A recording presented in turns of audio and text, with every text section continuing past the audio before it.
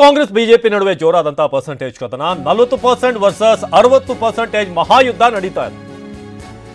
Congress BJP ನಡುವೆ percentage war ಜೋರಾಗ್ತಿದೆ. ಈಗ 40% versus 60%. 40% ಆರೋಪ, ಇನ್ನೊಂದು ಕಡೆ 60%, ಎರಡು ಸೇರಿಸಿದ್ರೆ 100%, 100% ಮೋಸ ಹೋಗ್ತಿರೋ ಜನ. ಸೊ ಅದು ಕ್ಲಿಯರ್ ಆಗ್ತಿದೆ 40-60 ಅನ್ಕೊಂಡು. ಸೊ ಕಾಂಗ್ರೆಸ್ ವಿರುದ್ಧ ಬಿಜೆಪಿ ಕಿಡಿ 40% ಆರೋಪದಿಂದ ಮುಕ್ತ ಎಂದು ಬಿಜೆಪಿ ವಾದ ಮಾಡ್ತಾ ಇದೆ. ಕಾಂಗ್ರೆಸ್ ಹೂಡಿದಂತಹ ಬಾಣವನ್ನೇ ಪ್ರತ್ಯಾಸ್ತ್ರವಾಗಿ ಈಗ ಬಿಜೆಪಿ ಬಿಡ್ತಾ ಇದೆ. ಮನೆ ಬಗ್ಗೆ ಅಶೋಕ್ ಹಾಗೆ ಪ್ರಹ್ಲಾದ್ ಜೋಶಿ ಮಾತನಾಡಿದ್ದಾರೆ, ನೋಡೋಣ.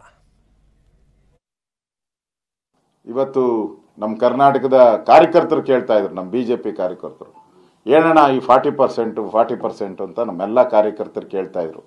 ಇವತ್ತು ನಮ್ಮೆಲ್ಲ ಕಾರ್ಯಕರ್ತರಿಗೆ ನೆಮ್ಮದಿ ತಂದಿದೆ, ಸಂತೋಷ ತಂದಿದೆ.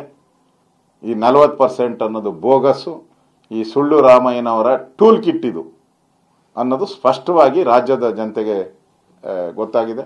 ಇದು 40% ಆರೋಪ ಸುಳ್ಳು ಅನ್ನೋದನ್ನ ಈಗ ಲೋಕಾಯುಕ್ತರು, ಅದು ನ್ಯಾಯಮೂರ್ತಿ ಲೋಕಾಯುಕ್ತರ ನೇತೃತ್ವದಲ್ಲಿ ಆಗಿದೆ ಅಂತ ನನ್ನ ಭಾವನೆ. ಆದರೆ ಮಾಧ್ಯಮದಲ್ಲಿ ವರದಿಯಾಗಿರುವಂತೆ ಲೋಕಾಯುಕ್ತರು ಅದನ್ನು ತನಿಖೆಯನ್ನು ಮಾಡಿ ರಿಪೋರ್ಟ್ ಕೊಟ್ಟಿದ್ದಾರೆ. ಸೊ ಅದಕ್ಕೆ ಈಗಾದರೂ ಸರ್ಕಾರ ಕ್ಷಮೆ ಕೇಳಲಿ ಅಷ್ಟೇ. ಇನ್ನು 40% ಕಮಿಷನ್ ಆರೋಪ ಮಾಡಿದ್ದು ಕೆಂಪಣ್ಣ ನಾವಲ್ಲ. ಬಾಗಲಕೋಟೆಯಲ್ಲಿ ಸಿಎಂ ಸಿದ್ದರಾಮಯ್ಯ ಹೇಳಿಕೆ, ಈ 40% ಆರೋಪ ಮಾಡಿರೋದು ಕೆಂಪಣ್ಣ ಆರೋಪನ ಇಟ್ಕೊಂಡು ನಾವು ಆರೋಪ ಮಾಡಿದ್ವಿ, ಕೆಂಪಣ್ಣ ಈಗ ಹೇಳ್ತಿದ್ದಾರೆ ಅಂತ. ಕಮಿಷನ್ ಮಾಡಿದ್ವಿ, ಅದರ ರಿಪೋರ್ಟ್ ನೋಡಿಲ್ಲ. ಅನೇಕ ವಿಚಾರಗಳು ಸಾಕ್ಷ್ಯ ಸಿಗದೇನೆ ವಜಾ ಆಗುತ್ತೆ ಅಂತ ಕೂಡ ಸಿಎಂ ಹೇಳಿದ್ರು. ಹಾಗಂತ ತಪ್ಪೇ ಆಗಿಲ್ಲ ಅಂತ ಅಲ್ಲ ಅಂತ ಸಿಎಂ ಹೇಳಿದ. ಒಂದು ಮರ್ಡರ್ ಆಗಿರುತ್ತೆ, ಖುಲಾಸೆ ಆಗ್ತಾರೆ. ಹಾಗಿದ್ರೆ ಮರ್ಡರ್ ಆಗಿರಲ್ವಾ ಅಂತ ಸಿದ್ದರಾಮಯ್ಯ ಕೇಳಿದ್ರು. ಕೆಂಪಣ್ಣವರ ಆರೋಪದ ಮೇಲೆ ಈ ಸರ್ಕಾರ ತಗೊಳ್ತದೆ ಅಂತೇಳಿ ನಾವು ಆರೋಪ ಮಾಡಿದ್ದು, ಗೊತ್ತಾಯ್ತಾ? ಅದ್ರ ಮೇಲೆ ಒಂದು ಕಮಿಷನ್ ಮಾಡಿದ್ದು. ಅದ್ರ ರಿಪೋರ್ಟ್ ನೋಡಿಲ್ಲ ನಾನು. ರಿಪೋರ್ಟ್ ನೋಡಿದ ಮೇಲೆ ಕಾಮೆಂಟ್ ಮಾಡ್ತೀನಿ. ಅನೇಕ ವಿಚಾರಗಳು ಸಾಕ್ಷಿಗಳ ಇಲ್ದೇನೆ ವಜಾ ಆಯ್ತವೆ. ಹಾಗಂತ ಅರ್ಥ ತಪ್ಪೇ ಆಗಿಲ್ಲ ಅಂತ ಅಲ್ಲ ಅರ್ಥ. ಈಗ ಮರ್ಡರ್ ಆಗಿರ್ತದೆ, ಎಲ್ರಿಗೂ ಖುಲಾಸೆ ಆಗ್ಬಿಡ್ತದೆ. ಮರ್ಡರ್ ಆಗಿರಲ್ವಾ? ಮತ್ತೆ ಸಾಕ್ಷಿಗಳಿಲ್ದ ಅಂತ ಖುಲಾಸೆ ಆಗಿರ್ತದೆ.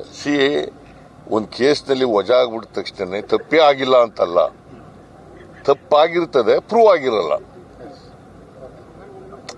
ನಾನು ಲಾಯರ್ ಆಗಿದ್ದವನು, ಗೊತ್ತಾಯ್ತಾ? ಅನೇಕ ಕೇಸ್ಗಳು ಅಕ್ಯೂಟ್ ಆಗ್ತವೆ. ಯಾಕೆ ಅಕ್ಯೂಟ್ ಆಗ್ತವೆ? For want of evidence. ಯಾಕಂದ್ರೆ ನಮ್ಮ ಕ್ರಿಮಿನಲ್ ಪ್ರೊಸೀಜರ್ ಕೋಡ್ನಲ್ಲಿ ಇದರಲ್ಲಿ ಜುರಿಸ್ಪ್ರುಡೆನ್ಸ್ ನಲ್ಲಿ ಏನ್ ಹೇಳಿದ್ದಾರೆ ಅಂತಂದ್ರೆ, benefit of doubts should go to accused person. ಏನಂತ ಹೇಳಿದ್ದಾರೆ? Benefit of doubts should go to accused person, not to the complainant. ಗೊತ್ತಾಯ್ತಾ? That is the basic principle under the criminal procedure code. That is the basic principle under the criminal jurisprudence. You must understand this.